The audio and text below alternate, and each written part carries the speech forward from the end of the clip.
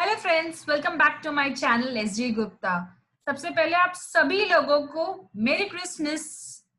Christmas के दिन आज हम एक नया वीडियो ले आए हैं जहां पर हम बता रहे हैं कि कौन से केसेस में आपको जीएसटी कंपलसरी बाय कैश पे करना होगा। सब तरफ ये हल्ला मच गया है कि ओ माय गॉड, मुझे कैश में पे करना है, कैश में पे करना है। बट आपको पहले सबसे पहले लॉ क्लियरली समझना होगा कि लॉ क्या बोलता है, कौन से केसेस में आपको कंपलसरी कैश पेमेंट करना है और कौन से केसेस में आप क्रेडिट यूज कर सकते हैं। तो चलिए देखते हैं हमारे वीडियो की तरफ आगे। रूल 86B करके एक न्यू रूल आया है जो एप्लीकेबल है 1 जनवरी 2021 से। इस रूल में कहा गया है कि 1% of the total tax liability is to be paid in cash where the total taxable supplies other than exempt supplies and zero rated supplies exceeds rupees 50 lakhs in a month।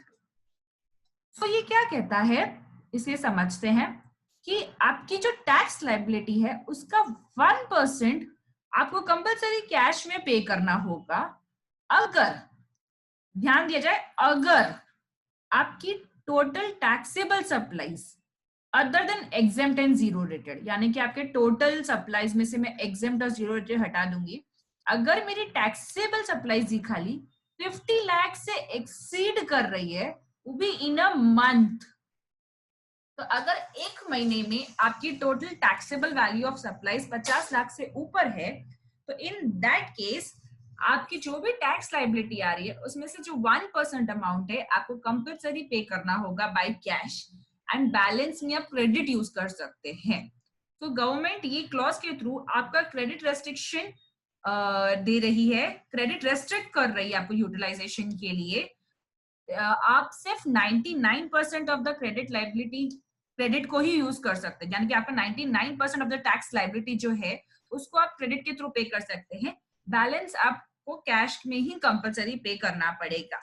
चलिए समझते हैं ये bye एक example के through. First, मेरा taxable supplies है 1 crore rupees, exempt supplies है 1 lakh rupees and मेरा जीरो रेटेड सप्लाईज है 50 लाख रुपीज। मेरी टोटल सप्लाईज हो जाती है 1 करोड़ 51 लैक्स। अब ये मुझे देखना है कि मेरी टैक्सेबल सप्लाईज कितनी है उस महीने में।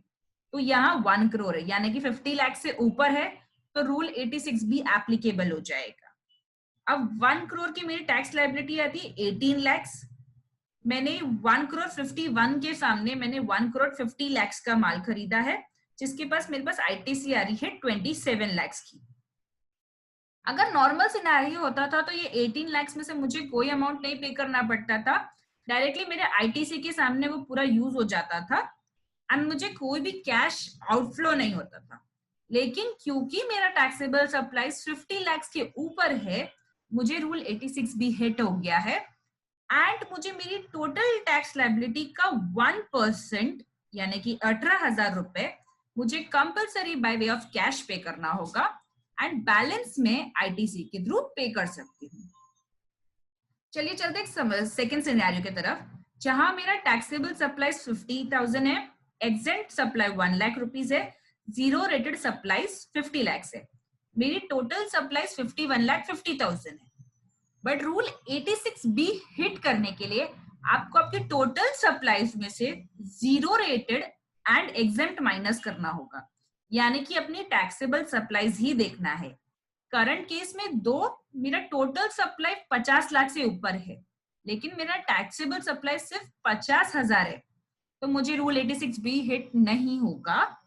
मेरा टैक्स 9,000 रुपीज आता है, जो मैं पूरा आईटीसी से यूज करके पे कर सकती हूँ।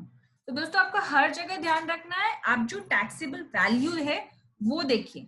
अगर मेरा टैक्सेबल वैल्यू 50 लाख के ऊपर है तो ही मुझे 86B हिट होगा, और 86B हिट हुआ तो मेरी जो भी टैक्सेबल लाइबिलिटी है, यानी कि जैसे हमने फर्स्ट केस में दिखाया था 18 लाख रुपए, उसका 1% मुझे कंपलसरी बाय कैश पे करना होगा, इररिस्पेक्टिव मेरे पास आईटीसी कितने भी अमाउंट का हो। सेकेंड सिनेरियो में जैसे मेरा ये बिलो 50 लैक्स है, भले मेरा टोटल सप्लाईज 50 लाख के ऊपर है लेकिन मेरा टैक्सेबल सप्लाईज 50 लाख के नीचे है, सो इन दैट केस भले मेरे पास आईटीसी हो नहीं हो कोई फर्क नहीं पड़ेगा, अगर मेरे पास आईटीसी है तो मैं टोटल आउटपुट टैक्स लायबिलिटी मेरा पूरा आईटीसी के थ्रू पे कर सकती हूँ। अब हम थर्ड सिनेरियो देखते हैं जहां मेरे पास सिर्फ टैक्सेबल सप्लाईज है जो कि 1 करोड़ रुपीस है। उस पर मेरी टैक्स लायबिलिटी आ रही है 18 लाख रुपए।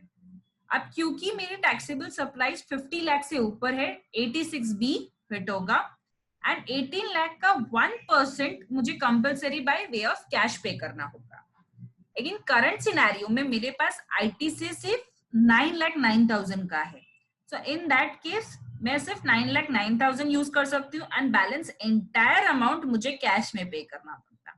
अगर मान लीजिए यही एग्जाम्पल जो हमने यहाँ दिखा है 27 लाख होता था तो मैं सिर्फ 1% बाय कैश पे करती थी। यहाँ पर क्योंकि मेरे पास आईटीसी ही कम है मुझे बैलेंस पूरा अमाउंट कैश में पे करना होगा।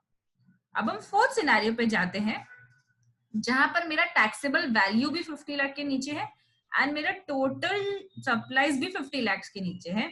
इन दिस केस नॉर्मल सिनेरियो आ जाएगा जहां पर मेरा टैक्सेबल टैक्स 18,000 रुपए है, मेरे पास आईटीसी 90,900 रुपए का है। मैं टैक्स लायबिलिटी के सामने पूरा आईटीसी यूज कर लूंगी जो भी है 18,000 रुपए एंड मुझे कुछ भी कैश में पे करने की जरूरत नहीं। दोस्तों ये हमने कुछ सिनेरियोस एक्सप्लेन किए थे। आई होप रूल 86B जो बोलता है कि आपको कब जीएसटी कैश में ही पे करना है कंपलसरी, वो आपको क्लियरली समझा हो। अगर आपको हमारा ये वीडियो अच्छा लगा हो तो आप उसे लाइक कर सकते हैं, ज्यादा से ज्यादा लोगों के साथ शेयर कीजिए ताकि ये जो मिसअंडरस्टैंडिंग है कि कब कैश में पे करना है और कब क्रेडिट में, वो क्लियर हो। और अगर आपको हमारा चैनल अच्छा लग रहा हो तो प्लीज इसे सब्सक्राइब जरूर कीजिएगा। आप हमें लिंक्डइन पे भी फॉलो कर सकते हैं, फेसबुक पे भी कर सकते हैं, इंस्टा पे भी कर सकते हैं, ट्विटर पे भी कर सकते हैं। Thank you.